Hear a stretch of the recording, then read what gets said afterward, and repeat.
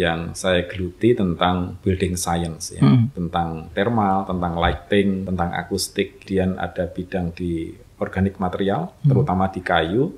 Nah, yang ketiga ini kekuatan Indonesia di arsitektur tradisional. Itu kan saya pernah itu ada tukang ngobrol-ngobrol lah. Jenis-jenis kayu tertentu yang hanya boleh untuk jadi pengunci kayu. Dalam segi tradisional dan dalam segi sains itu apakah memang betul seperti itu, Pak? Ya, kunci itu harus lebih. Tapi kalau dari sisi mechanical properties, di bawah jati itu nangka, terus di bawah 2 strip lagi itu falcata. Secara tekstur itu mirip.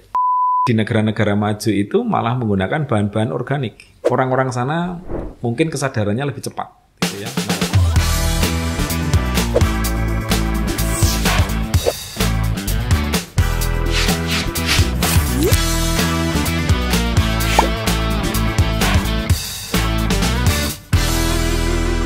Assalamualaikum warahmatullahi wabarakatuh. Kita jumpa lagi di podcast Himba Bahana. Awak datang, kami sambut. Salam rimba.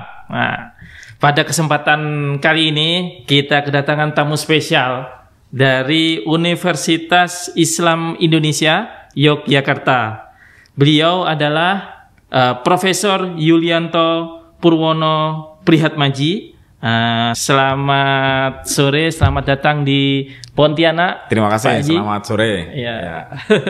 Baru berapa kali ini Pak di Pontianak nih Pak? Ya, ini yang paling lama ya. Jadi ada beberapa kegiatan silaturahmi dengan berbagai macam teman begitu. Ini alhamdulillah bisa silaturahmi di sini. Terima kasih. Alhamdulillah, terima kasih Pak telah berkenan untuk menjadi tamu di podcast kami, yaitu podcast Himba Bahana. Fakultas Kehutanan itu dari bahasa Dayak, Pak. Himba Bahana itu, Pak. Himba kan hutan. Bahana itu suara yang menggelegar gitu, Pak. Ya, teman-teman, kali ini kita akan berbincang mengenai kepakaran dari beliau, dari kita sebut saja, biasanya nama panggilannya Pak Aji ya Pak ya, kita sebut saja. Beliau sebagai peneliti yang ahli di bidang arsitektur kayu. Saat ini kebetulan beliau ada kegiatan di Fakultas Teknik Program Studi Arsitektur Universitas Tanjung Pura. Di tengah kesibukan beliau menyempatkan diri untuk hadir menjadi tamu di podcast kita dan akan sedikit berbincang mengenai kayu di Indonesia. Mungkin kita sambil santai saja ini Pak. Pak Aji waktu mulai waktu mulai dari awal bidang riset Bapak hingga saat ini itu ke arah apa saja itu Pak? Ya, di program studi sarjana waktu itu yang saya geluti tentang building science ya, tentang thermal, tentang lighting begitu, tentang akustik ya. Kemudian di S2 di Institut Teknologi Bandung saya mengambil fokus kepada seismic movement begitu, lateral movement, kemudian ada bidang di organik material, terutama di kayu. Nah, yang ketiga ini kekuatan Indonesia di arsitektur tradisional. Nah, sehingga ketika di kajian tesis saya meneliti tentang pengaruh gempa terhadap bangunan joglo. Nah, jadi spesifik ya, karena menurut berbagai sumber ilmiah begitu, joglo ini tahan ya terhadap gempa dan lain sebagainya. Tetapi di tahun 1861 terjadi gempa besar di Jawa, terutama di Yogyakarta, itu beberapa bangunan tradisional roboh. Nah, artinya ini ada mitos bahwa bangunan tradisional ini kuat, tahan, tapi di sisi lain memang tidak boleh berhenti untuk dikaji lebih lanjut. Itu yang ketika di magister. Kemudian kajian ini saya teruskan di Kyoto University, melihat joglo ini secara lebih saintifik. Jadi berbagai macam sambungan, terutama yang ada di tengah itu namanya rong-rongan ya. Itu kita teliti karena berbagai macam narasumber yang saya wawancarai, saya observasi mengatakan ya ini joglo sudah ultimate. Jadi nggak usah ditanya lagi, ini hebat. Tapi kenyataan tahun 2006 ketika terjadi gempa besar di Jogja ya, Pak. Banyak joglo yang roboh ya. Sekitar 88 joglo di Kota Gede itu ada di sana, sebagian besar itu rusak gitu. Nah, berarti kan ada sesuatu yang lain. Apakah urusan dengan perawatannya, apakah kinerja bangunan atau kehandalan dari bahan bangunan. Nah, joglo ini menggunakan teakwood atau jati, Tectona grandis. Iya, Tectona grandis. Nah, ini kan menarik nih. Menarik, Itu yang saya bawa ke Jepang, saya bedah, saya lihat memakai standar dari teman-teman di Jepang begitu. Akhirnya kita bisa mengulik ya, mengkaji, memang benar joglo ini memiliki ketahanan yang baik dari sisi konstruksi dan struktur, tetapi tidak menutup kemungkinan ini bisa ditingkatkan lagi. Nah, karena berbagai macam hal itu ya, umur, kemudian masalah kelembaban, pelapukan dan lain-lain. Nah, kira-kira itu yang Pak mendasari. Ini menarik Pak terkait joglo tadi ya Pak ya. Bapak menyampaikan bahwa ada seperti mitos bahwa joglo itu pasti kuat. Nah, kemudian tapi ternyata ketika kejadian gempa besar juga roboh. Itu yang Bapak temui di lapangan, yang paling mendasari faktor seperti itu apa Pak? Kualitas dari bahan bangunan. Kualitasnya ya Pak? Ya, karena kan kayu kan bahan organik ya. Iya. Dia bisa lapuk, bisa lembab, bisa decay dan lain sebagainya. Terutama di sambungan antara pedestal, umpak itu yang biasanya dia menggunakan batu di atasnya ada kayu. Nah, ini biasanya lapuk nih. Kan sambungan antara batu dengan kayu. Kayu, iya kayu. Nah, kalau di Jawa itu menggunakan purus ya. Purus itu lubang di batu, kemudian ini ada tonjolan gitu di kolom, dia masuk sehingga dia bisa berupa sendi. Nah, ini kan rentan sekali terhadap air ya. Maka dia lapuk macam-macam dan karena dia ada di dalam, mungkin luput dari perhatian pemiliknya. Nah, kalau di Jepang sebaliknya. Jadi kayak gong. Nah, kayunya itu yang mengalah. Jadi ada tonjolan gitu, batunya. Nah, kayunya itu ada di atasnya gini. Gitu. Ini yang saya temukan di reruntuhan shrine ya, tempel di Nara dan lain sebagainya kayak gitu. Jadi itu salah satu kejeniusan ya nenek moyang yang ada di Indonesia, di Jawa juga ketika kita belajar di Jepang sana. Itu kira-kira. Bukan karena maklum ya, kayu sekarang nih kalau yang kami temui di Kalimantan Barat, sebagian besar mengatakan ini kayu ulin, kayu belian bagus, sudah tua. Tua ya memang karena warna kayu belian kan memang agak gelap gitu Pak. Jadi kan agak, kalau yang memang tidak mendalami kayu, menganggap semua itu tua. Ternyata tebangan kayu dari muda. Kemudian dikasih perlakuan. Apakah ada juga kenakalan-kenakalan seperti itu Pak dalam persiapan bahan baku dari joglo itu Pak? Iya, sekarang jarang membuat joglo baru. Biasanya kanibal. Ada joglo-joglo lama, kemudian direparasi, ditambal sulam menjadi joglo baru. Nah, mengikuti tren ya, karena perputaran zaman ya. Dulunya joglo premium begitu, menengah ke atas, kemudian dia diabaikan, sekarang bergerak lagi ke atas untuk kafe, untuk restoran dan lain sebagainya. Nah, pembuatan joglo-joglo baru juga marak begitu, tetapi tentu saja tradisinya tidak banyak yang diteruskan ya, karena tradisinya agak rumit itu, nanti ada ritualnya, menebangnya. Jadi kan di kitab namanya seperti primbon begitu ya, itu ada belasan jenis joglo. Jadi belasan jenis ritual pohon jati. Pohon jati yang dia bercabang itu namanya Pandawa. Terus kemudian ada pohon jati yang dia tumbuh di lereng gunung, namanya apa? Pohon jati yang tumbuh di sini namanya apa? Terus ada pantangan juga. Jangan menggunakan pohon jati yang seperti ini. Itu kalau dari sisi orang modern kelihatan seperti tidak ilmiah. Tidak ilmiah, betul. Banyak klenik, banyak mistis. Tapi dari sisi ilmu tanah misalnya, dari sisi ilmu kehutanan itu banyak benarnya gitu ya. Karena dulu mungkin belum ada eksperimen, belum ada laboratorium. Betul. Jadi menggunakan bahasa-bahasa lisan, menggunakan bahasa-bahasa sastra dan lain sebagainya gitu. Nah, ketika itu digunakan lagi, dan jati ini kan memang premium ya, walaupun premium. Sekarang ada jati emas, kemudian ada jati lain-lain begitu, tapi kan harganya mahal. Betul. Nah, maka tadi banyak kenakalan gitu ya, jati-jati muda, ulin juga seperti itu. Nah, sehingga ini juga dibutuhkan grader ya, grading dari jati-jati yang bagus itu untuk bisa digunakan di rumah-rumah tradisional lagi. Gitu. Itu kira-kira. Kalau menarik tuh Pak, yang terkait tentang banyak orang sekarang itu hype ya, seperti untuk kafe dan lain-lain terkait dengan joglo itu Pak.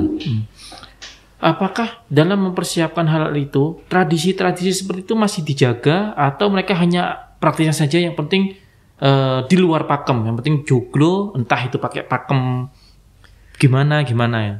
Ya, kalau sekarang praktisnya ya, dan yang penting cepat gitu ya. Nah, itu yang dan karena di hulu sendiri jarang yang menanam jati. Jadi kan mungkin jati-jati sekarang ini kan udah tanaman sejak berapa? 40, 60, 100 tahun yang lalu gitu. Yang sekarang ditanam kan belum tentu dalam waktu panjang juga bisa kita panen gitu ya.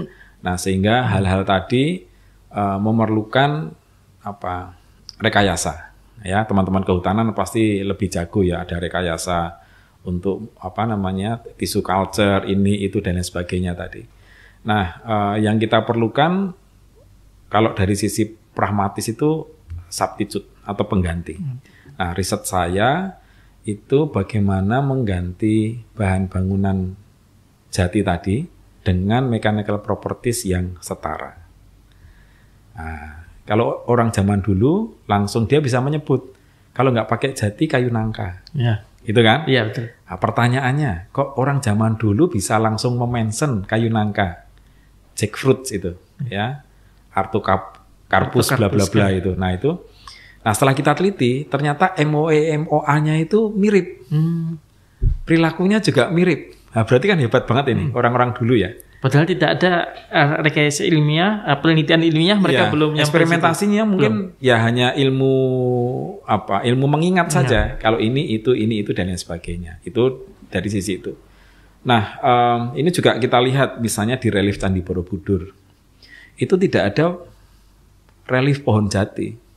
Oh, di Candi Borobudur tidak ada relief pohon jati, padahal ada relief joglo. Ada relief bangunan panggung. Ya. Nah, tetapi relief pohon nangka ada. Oh. Nah, ini kan menarik ya. Kalau kita mau melakukan studi kesejarahan, studi tentang bahan dan lain sebagainya, terus kemudian berkembang sejak kapan kayu jati ini atau pohon jati masuk ke Indonesia, masuk ke Jawa dan lain sebagainya. Nah, itu kembangan-kembangan saja itu, sehingga kita bisa tahu pasti kenapa sekarang juga marak ya dengan adanya leisure, dengan adanya staycation ya. Jadi membikin hotel, membikin restoran, kafe dari bahan-bahan ataupun reruntuhan ya, bangunan-bangunan kayu terutama yang tradisional gitu. Yang terkait penelitian Bapak yang terbaru tuh, yang substitusi kayu itu Pak. Berarti selama ini memang menggunakan kayu nangka atau ada kayu lain dengan perlakuan tertentu untuk menggantikan jati itu Pak? Nah, kalau mengganti jati dengan nangka itu juga agak berat ya, karena menunggu kayu nangka besar itu kan lama. Iya.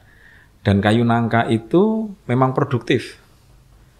Jadi dia jarang ditebang. Kenapa? Karena menunggu buah nangkanya. Iya. Nah, di Jogja biasanya untuk makanan gudeg kan gitu. Jadi ini juga susah. Nah, terus kita teliti, kita menemukan itu Acacia mangium. Nah, jadi sebenarnya Acacia mangium itu juga bisa menjadi substitute untuk bangunan-bangunan joglo. Masalahnya secara tradisi, orang-orang tradisional itu belum bisa menerima selain jati atau nangka. Kalau di daerah Jawa Tengah misalnya, bangunan-bangunan itu ya, joglo sedikit menggunakan bentuk-bentuk limasan, mereka menggunakan kayu albasia. Albasia, sengon ya Pak? Sengon, tapi yang lebih, bukan falcata ya, tapi dia albasia itu. Jadi lebih pejal gitu ya, lebih rapat gitu density-nya gitu. Nah itu banyak sekali. Tapi kan ada strata-stratanya ya. Kalau memakai jati itu ya dia royal family dan lain sebagainya. Kalau yang memakai Valcata tadi itu ya dia menengah ke bawah dan lain sebagainya. Ini tergantung dengan itu. Tapi kalau dari sisi mechanical properties di bawah di bawah jati itu nangka, terus di bawah 2 strip lagi itu Valcata. Dan secara secara tekstur itu mirip. Karena kalau misalnya di Jepara, kemudian di daerah Pantura yang banyak sekali produksi furniture, biasanya untuk mengganjal kayu jati itu adalah akasia mangyup. Gitu. Karena dari sisi serat sama, dari sisi warna itu kalau dipoles juga sama gitu ya. Jadi untuk insertion ya, untuk disesalkan gitu di satu produk furniture dan mebel begitu. Berarti yang mirip mekaniknya MOR-nya itu akasia, kemudian nangka, sengon di atas. Sengon paling bawah ya Pak? Sengon paling bawah. Sengon paling bawah. Dan tidak recommended-nya. Tidak recommended. Ya akasia yang recommended itu. Tapi tadi dari sisi tradisi orang menolak gitu. Wah, apaan nih kelihatannya joglonya bagus kayak gini kok kemudian dia kastanya gitu ya. Kasta kayunya kok lebih rendah gitu. Nah, kira-kira kayak gitu. Padahal kita kalau nyoba bahasa orang sini mantap itu hammer kayu pakai parang. Itu keras juga sengon akasia itu Pak. Mantul itu itu betul-betul itu.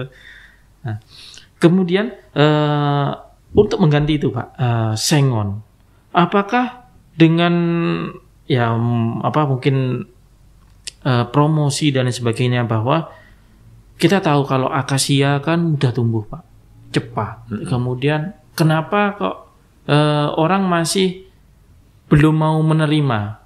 Padahal itu kan kalau kita lihat dalam hitungan ekonomi kan lebih efisien dan lebih murah daripada kayu jati, lebih mudah didapatnya juga. Ya tradisi. Tetap tradisi. Tetap tradisi. Nah sekarang yang kita coba ubah ya silahkanlah kalau joglo mau premium memakai jati Pandawa tadi itu ya silahkan. Tapi ada juga yang sekarang yang penting bentuknya gitu. Nah kita geser. Digeser bukan hanya materialnya, tetapi juga konstruksi. Sambungannya kan semuanya serba tradisional ya, ada pen ya, kemudian ada purus, ada macam-macam begitu. Nah sekarang bisa nggak kita kembangkan dengan metal fastener misalnya, dengan baut gitu ya, kemudian dengan plat dan lain-lain gitu. Nah itu yang sedang kita kembangkan next. Tapi kesejarahannya, ketradisionalnya, ketukangannya kita harus paham. Sehingga tidak ada cultural gap lagi dari konstruksi tradisional kepada konstruksi modern, gitu. Kira-kira itu. Kemudian ada juga ini menarik Pak, terkait dulu kan saya pernah itu ada tukang ngobrol-ngobrol lah untuk buat kuncian dari kayu, kemudian dari itu ada juga jenis-jenis kayu tertentu yang hanya boleh untuk jadi pengunci kayu. Kemudian dalam segi potongan-potongan juga ada potongan-potongan tertentu untuk menyambung. Itu dalam segi tradisional dan dalam segi sains itu apakah memang betul seperti itu Pak? Ya, kunci itu harus lebih keras daripada yang dikunci. Ya, maka kalau di Jepang itu mereka menggunakan keaki ya, hardwood species begitu. Nah, kunciannya itu lebih keras lagi kayak tadi kayu ulin tadi. Di Jawa ada yang namanya kayu johar. Nah, tapi kayu johar ini sudah tidak sehebat masa lalu. Dulu dengan menggunakan kayu johar, segala rayap itu tidak bisa makan. Sekarang itu kayu johar dimakan rayap. Berarti ada mutasi gen rayap itu loh. Saya nggak tahu kalau yang ulin ya, saya belum pernah melihat ulin dimakan rayap ya, sependek yang saya alami. Nah, ketika tadi sudah bergeser dari sisi bahan, kemudian bergeser ke fastenernya, penyambungnya, ini menarik nanti. Nah, mungkin kayu-kayu kita, desain-desain kita itu nanti bisa mengejar terhadap desain-desain modern untuk hunian. Nah, ini yang kita geser nih. Kalau yang mau nostalgia dengan rumah panjang Dayak silahkan, rumah Joglo silahkan, dengan rumah Tongkonan Toraja silahkan gitu ya, rumah Bolonnya Batak silahkan. Tapi kita tidak bisa memaksa generasi sekarang, Gen Z yang kesini ini untuk menggunakan itu. Nah, tapi salah satu yang kita kita perjuangkan itu tentang falsafahnya, tentang kelestariannya gitu. Jadi bentuk boleh berubah karena mengikuti zaman, tetapi kepahaman terhadap kelestarian ataupun tradisi tadi harus dilanjutkan. Betul. Kemudian ini Pak, saat ini ya, yang lagi heboh-heboh ini Pak, kebakaran hutan di California. Di sana itu Pak. Sepertinya kebakarannya rumah-rumah di sana kok mudah sekali terbakar, dan sepertinya lebih obsesinya mereka membangun rumah itu tidak memakai beton tapi memakai kayu. Kenapa kok berbeda sekali ya Pak ya? Di sana dengan mungkin hutannya tidak seluas seperti Indonesia. Padahal Indonesia hutannya paling luas, tapi rumahnya kok malah beton, bukan kayu. Bagaimana menurut Bapak seperti itu Pak? Ya, salah satunya itu citra visual ya. Artinya orang kalau dengan batu bata, dengan beton itu strata sosialnya terlihat naik karena dia kokoh, dia terlihat lebih celing, lebih glamour dan lain sebagainya gitu. Tapi di negara-negara maju itu malah menggunakan bahan-bahan organik. Di Jepang itu misalnya untuk 2 lantai ya untuk bangunan itu, jadi di bawahnya dicor beton, kemudian ada beberapa slope beton, di atasnya itu muncul kolom-kolom dan balok dari kayu. Kemudian baru di cover oleh marble, di cover oleh polikarbonat dan lain sebagainya. Karena bahan organik itu yang bisa renewable. Nah, kenapa kok tidak semen ya? Karena semen itu nggak renewable, gitu. Jadi orang-orang sana mungkin kesadarannya lebih cepat, gitu ya. Nah, sekarang kita bergeraknya ke arah mereka masa lalu. Mereka sudah bergerak kepada masa lalu kita juga gitu, jadi muter gini loh. Nanti suatu saat kita akan sadar, oh iya ya rumah-rumah kayu itu sangat ramah lingkungan, kayu-kayu itu terhadap eco design juga bagus dan lain sebagainya. Nah, tapi ini memang butuh proses gitu, butuh proses. Ya, seperti misalnya mall, ya kan? Di kita jor-joran mall, ternyata di negara-negara Amerika macam-macam pada tutup. Iya, gitu loh. Jadi ya harusnya kita bisa melihat tuh dari sisi konstruksi juga seperti itu. Terkait dengan kebakaran ya, karena 4 musim ya. Jadi kalau pas kering, pas panas ya panas sekali, summer gitu, bisa sampai 40-42 derajat. Dan kelembabannya kan tidak selembab kita. Jadi ya mudah terbakar gitu ya. Dan kita bersyukur di sini. Tapi kadang-kadang di sana kebakaran malah di kita kebanjiran. Ya.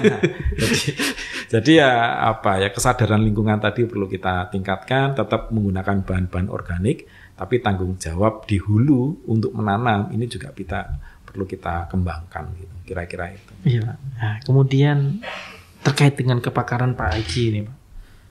Selain ini melihat dalam bentuk arsitektur, bahan bangunannya itu untuk mengejar ketertinggalan ya, bukan ketertinggalan apa ibaratnya sih, kemodernan lah, kesadaran masyarakat di Indonesia dengan masyarakat yang di luar negeri, terutama di Eropa dan lain sebagainya, itu bagaimana Pak? Ya, saya membatasi ya, dan sekali lagi saya juga masih belajar, belum pakar gitu. Semakin saya banyak belajar, semakin saya merasakan, wah saya nggak tahu apa-apa ini, gitu ya. Jadi kita mulai aja dari yang kita bisa ya. Misalnya dari teman-teman real estate Indonesia gitu ya. Kemarin juga ada beberapa diskusi dari sisi metode konstruksi gitu. Sekarang kan 6, 8, 11 bulan ya untuk membangun satu rumah begitu. Bisa nggak dipercepat gitu? Ada modularnya, kemudian ada knockdown sistemnya, ada fast track untuk construction method dan lain sebagainya. Ini memang perlu terobosan. Dan masyarakat kita itu perlu contoh. Ya, kalau belum lihat contoh itu nggak percaya. Betul. Nah, jadi ya sudah, nanti kerjasama aja. Kalau saya sebut namanya hexahelix. Hexahelix itu antara pemerintah, antara kampus, bisnis, media, kemudian NGO, NPO, LSM, satu lagi komunitas. Ya sudah, kita bikin aja rumah prototipe gitu ya. Saya yakin teman-teman mahasiswa atau dosen-dosen muda atau teman-teman pekerja begitu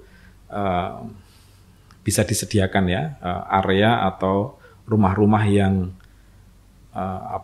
tiny house ya. Tiny house itu rumah mikro gitu. Ya dia cukup saja bahwa dia bisa hidup nyaman, bisa stay, bisa bekerja di situ, bisa istirahat saja. Nggak perlu pekarangan luas dan lain sebagainya gitu. Nah, kita coba ya karena saya sekarang mempelajari di bidang organik material ya, yang mengusulkan untuk menggunakan kayu lagi, bambu lagi, tetapi bambu dan kayu masa kini. Bukan kayu solid. Bukan bambu gelondongan. Tapi engineered bambu, engineered timber. Nah, gitu. Ya, kita bergerak. Nah, ketika kita bergerak bukan ke solid lagi, urusan dengan besarnya dimensi kayu tidak masalah gitu. Kalau tadi jati harus menunggu 20, 30, 40 tahun kan. Tapi dengan kayu-kayu engineered bambu, engineered timber misalnya kayak cross laminated timber, kayak glue laminated timber itu mungkin kayu-kayu kayak jabon, Valcata itu yang umurnya berapa 4, 6, 8 tahun sudah bisa dipanen. Dan tidak perlu besar, tetapi kepadatannya sudah cukup. Maka dibikin slice gitu, kemudian nanti direkatkan, dilaminasi, dia bisa menjadi balok, bisa menjadi kolom dan lain sebagainya untuk menciptakan rumah-rumah yang layak huni. Nah, gitu. Kalau mau mengejar ke arah sana, tapi tentu saja ini dibutuhkan kerjasama semua pihak ya. Pemerintah juga regulasinya seperti apa, dari kampus bagaimana kajiannya, dari masyarakat ada keberterimaannya seperti apa begitu, sampai nanti di lembaga keuangan dia bisa nggak di KPR-kan, dan lain sebagainya. Ini jadi agak lebih luas ya, dari mulai kita bicara joglo tadi untuk menuju ke masa depan tadi kira-kira. Ya, berarti tren pembangunan di masa depan itu lebih ke arah kayu. Ya, ini tergantung kita. Kita mau kemana? Kalau kita juga kaya terhadap produksi semen ya. Kita kan banyak gunung-gunung kars gitu ya. Bisa digunakan juga. Tapi kan itu tidak renewable. Sekali kita pangkas ya habis. Tapi kalau kayu bisa kita rencanakan, bambu bisa kita rencanakan begitu.